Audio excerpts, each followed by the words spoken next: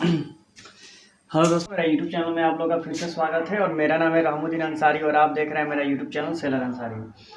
तो दोस्तों, आज के इस वीडियो में हम लोग प्रॉपर बात करने वाले हैं जीपी रेटिंग का जो ऑनलाइन क्लासेस होता है एमई के चैप्टर नंबर 5 हम लोग पढ़ेंगे, जिसमें आज हम लोग पढ़ेंगे केमिकल के बारे में। ठीक है, तो वीडियो शुरू करने से पहले आप लोग से रिक्वेस्ट है कि आप मर्चेंट नेवी से रिलेटेड क्वेश्चन चाहते हैं और जीपी रेटिंग स्पेशली इस लॉकडाउन में, तो मेरे चैनल को सब्सक्राइब कर लें और बहुत सारे क्वेश्चन पड़े हुए आप जाकर वहां से देख सकते हैं। तो चलिए हम लोग फटाफट अपना क्वेश्चन कर लेते हैं। जो क्वेश्चन है हम लोग केमिकल चैप्टर से है, तो हम लोग क्वेश्चन पढ़ेंगे कि व्हाट इज केमिकल। सबसे पहले हम लोग जानेंगे कि केमिकल क्या होता है। तो देखिए, केमिकल एक प्रकार का सब्सटेंस है या मटेरियल उसको कह लीजिए, जिसमें एक कॉम्पोजिशन होता है और उसका एक प्रॉपर्टी होता है। ठीक है, अगर आप कोई भी प्रकार का टैंकर ज्वाइन करते हैं, या वो केमिकल टैंकर हो, गैस टैंकर हो या ऑयल टैंकर हो, तो आपको केमिकल का जानकारी प्रॉपर होना ही चाहिए। बिना केमिकल का जानकारी आपका काम चलने वाला शिप पर नहीं है। तो आपसे अगर क्वेश्चन पूछ दिया what do you mean by the chemical, या केमिकल क्या है, व्हाट इज केमिकल, तो chemical is a substance heavy defined composition and properties. बस इतना ही आपको बोलना है शॉर्टकट में, एकदम सर्वेयर खुश हो जाएगा।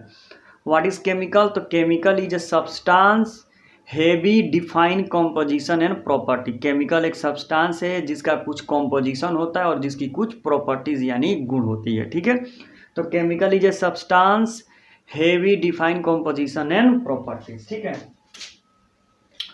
नंबर 2 की बात करें, what is the general properties of chemical. ठीक है, केमिकल का साधारण गुण क्या होता है। ठीक है, जब भी केमिकल हम लोग यूज करते हैं तो किसी न किसी आदमी का कुछ क्वालिटी होता है, तो वही क्वालिटी को नॉटिकल टर्म में प्रॉपर्टीज बोला जाता है। ठीक है, तो what is the general properties of chemical, chemical का जनरल प्रॉपर्टीज क्या होता है। तो ध्यान से आप लोग सुनिए, उसका जनरल प्रॉपर्टी क्या होता है। तो इसको आप लोगों को बढ़िया से समझना पड़ेगा। ठीक है, एसिडिटी, टॉक्सिसिटी, रेक्टिविटी, एल्कलानिटी। ठीक है, ये 4 होता है। फिर से सुन लीजिए, एसिडिटी, टॉक्सिसिटी, रेक्टिविटी, एल्कलानिटी। ठीक है, ये 4 केमिकल का गुण होता है यानी प्रॉपर्टीज होता है। ये पूछेगा ही पूछेगा, ये आपको याद करके रखना है। ठीक है, फिर से सुन लीजिए, टॉक्सिसिटी, एसिडिटी, रेक्टिविटी, एल्कलानिटी। ठीक है, तो ये केमिकल का 4 गुण है। नंबर 3 की बात कर लें, और what is the use of chemical. ये बहुत इंपॉर्टेंट है, केमिकल का यूज क्या है, केमिकल का यूज कहाँ कहाँ होता है, ये आपको बताना है। ठीक है, तो ध्यान से आप लोग सुनिए, केमिकल का यूज डीजल इंजन में होता है, केमिकल का यूज बॉयलर में होता है, केमिकल का यूज सीवेज में होता है, केमिकल का यूज फायर फाइटिंग में होता है, केमिकल का यूज क्लीनिंग पर्पज में होता है, केमिकल का यूज और हेवी कार्यों के लिए होता है, जैसे प्रोटेक्टिंग लेयर बिछाने के लिए होता है। ठीक है, तो केमिकल का यूज इतना तरीका से होता है। ठीक है, तो मैंने इसको हिंदी में बोला, अब इसको इंग्लिश में समझ लिया। What is the use of chemical, treatment of diesel engine cooling water. Diesel engine में जो कूलिंग वाटर होता है उसको ट्रीटमेंट करने के लिए केमिकल का यूज होता है। Treatment of diesel engine cooling water, treatment of boiler water. Diesel engine का जो कूलिंग वाटर होता है उसको भी ट्रीटमेंट करता है, और जो बॉयलर का भी वाटर होता है उसको भी ट्रीटमेंट करता है। तो 2 मैंने आपको बता दिया, treatment of diesel engine cooling water, treatment of boiler water. ठीक है, उसके बाद ट्रीटमेंट ऑफ सीवेज। सीवेज को भी ये क्या करता है, ट्रीटमेंट करता है। अब बहुत सारे लड़के पूछेंगे सीवेज क्या है, तो सीवेज समझ लीजिए जहाज का लेटरिंग है, जहाँ पर सब कचरा जमा होता है।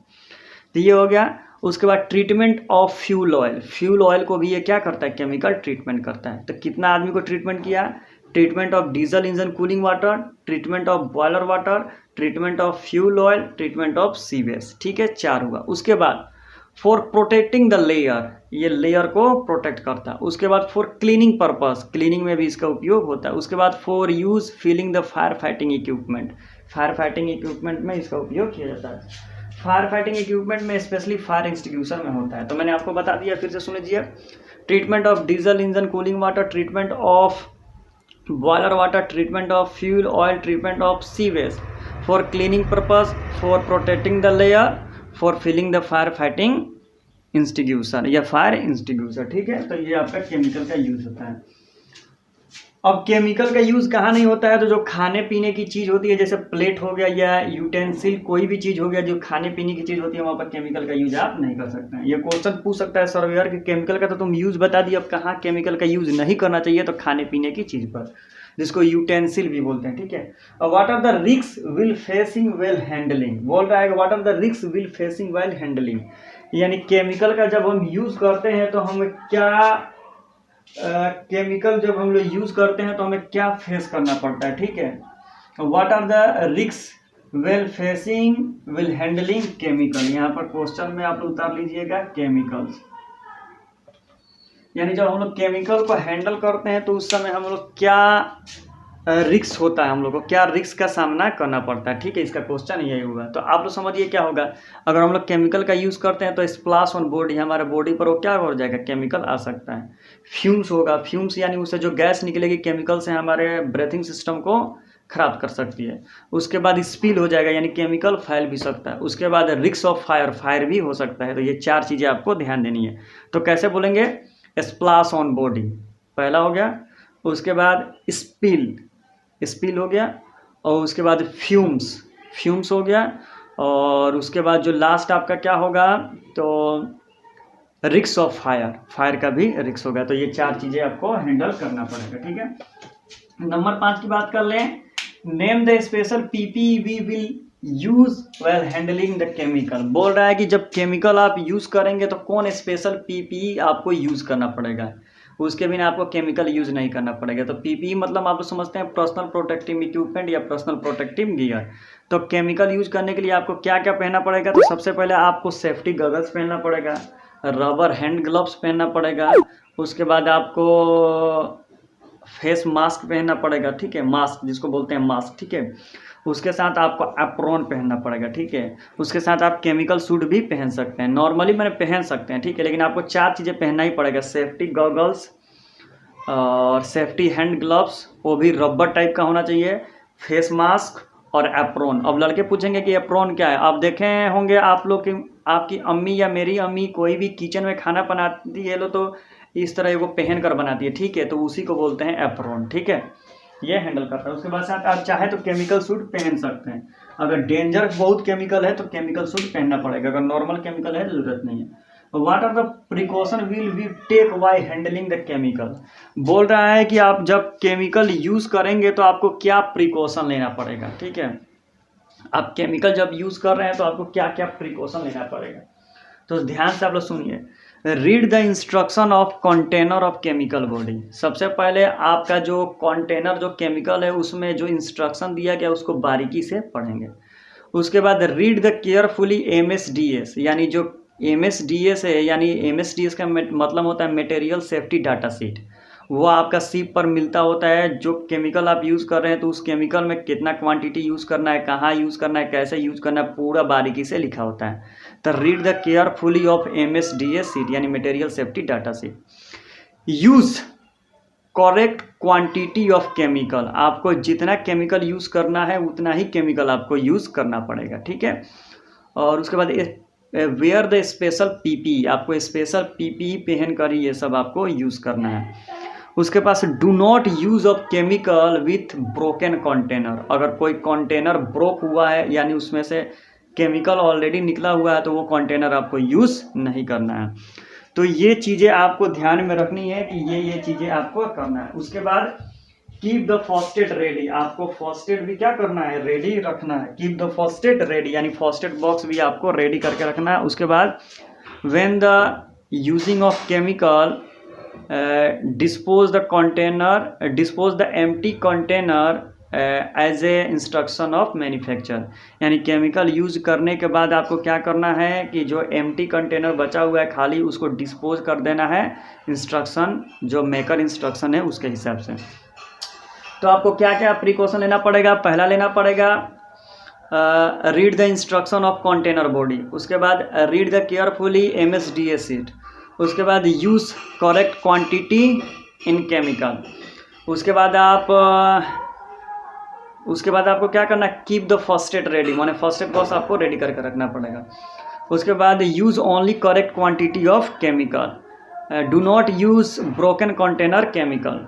उसके बाद आपको dispose the empty container as maker instruction, chemical को डिस्पोज कर देना है केमिकल कंटेनर को। Where will be store chemical, ये क्वेश्चन बहुत अच्छा पूछा है कि केमिकल को कहाँ स्टोर करके रखा जाता है। मान लीजिए कि हम कोई आपसे पूछ देगा कि जहाज पर केमिकल को कहाँ रखा जाता है, तो आपको केमिकल आप कहाँ रखेंगे, ठीक है। तो आपको अपने माइंड से सोचना है कि हम लोग केमिकल कहाँ रख सकते हैं। वेन वेंटिलेटेड प्लेस, जहाँ पर प्रॉपर हवा मिलती है वहीं पर केमिकल रखा जाता है। और वुडन प्लेटफॉर्म, लकड़ी के ऊपर रखा जाता है। लकड़ी के ऊपर को केमिकल को रखा जाता है, ज़मीन में सटा के यानी शिप में के डेक में सटा के नहीं रख सकते हैं, और वेल वेंटिलेटेड प्लेस में रखते हैं, ठीक है। क्वालिटी ऑफ बॉयलर वाटर, बोल रहा है कि बॉयलर वाटर की क्वालिटी क्या होनी चाहिए। तो स्लाइटली एल्काइन और ऑक्सीजन फ्री। स्लाइटली एल्काइन का मतलब ही होता है ऑक्सीजन फ्री। कोई आपसे क्वेश्चन पूछ देगा कि बताओ बॉयलर का जो वाटर है उसकी क्वालिटी कैसी होनी चाहिए, तो सर वो स्लाइटली एल्काइन होना चाहिए या सर वो ऑक्सीजन फ्री होना चाहिए, इस तरह बोलिएगा तो हो जाएगा। Quality of diesel engine cooling water, जो डीजल इंजन है, जो डीजल इंजन में हम लोग वाटर कूलिंग करने के लिए भेजते हैं उसकी क्वालिटी क्या होनी चाहिए, तो माइल्ड एसिड होनी चाहिए, ठीक है, याद रखिएगा माइल्ड एसिड। उसका बॉयलर का स्लाइटली अल्काइन होता है या ऑक्सीजन फ्री तो होता है, और डीजल इंजन के लिए माइल्ड एसिड होता है। Name 2 type of chemical use in A boiler water, बोल रहा है कि जो बॉयलर वाटर में हम लोग केमिकल यूज करते हैं वो 2 केमिकल का आपको नाम बताना है।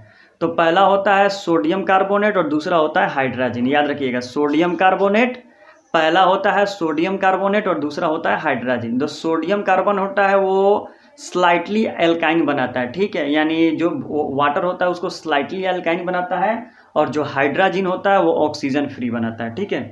तो बॉयलर में कौन 2 केमिकल यूज होता है, तो बॉयलर में 2 केमिकल जो यूज होता है उसका नाम है सोडियम कार्बोनेट और दूसरा का नाम है हाइड्रोजन। तो सोडियम कार्बोनेट होता है वो वाटर को स्लाइटली एल्काइन बनाता है, और जो हाइड्रोजन होता है वो वाटर को ऑक्सीजन फ्री करता है। Where will be not use chemical for the cleaning, देखिए क्वेश्चन पूछ दिया ना कि केमिकल का यूज क्लीनिंग में कहाँ नहीं किया जाता है, तो यूटेंसिल्स मटेरियल, यानी जो खाने पीने की वस्तुएं हैं वहाँ पर यहाँ पर यूज नहीं किया था। इसका खाली बोल दीजिएगा यूटेंसिल तो हो जाएगा, ठीक है। यूटेंसिल माने होता है खाने पीने की चीज़ें, तो जहाँ खाने पीने की चीज़ें होती हैं उसको क्लीनिंग करने के लिए इसका उपयोग नहीं होता। तो दोस्तों मैंने आपको केमिकल का चैप्टर खत्म करा दिया। तो वीडियो अच्छा लगे तो चैनल को सब्सक्राइब करें, और इसमें कुछ भी अगर मेरे से मिस्टेक हो गया हो तो कॉमेंट कर दीजिए, क्योंकि मैं इसको सुधार दूंगा, क्योंकि मैं भी एक आप ही की तरह इंसान हूँ, कंप्यूटर नहीं हूँ कि मैं सब पर सही पढ़ाऊंगा, लेकिन मैंने अपने से जितना नॉलेज था मैंने आपको बता दिया। तो thank you so much for watching this video.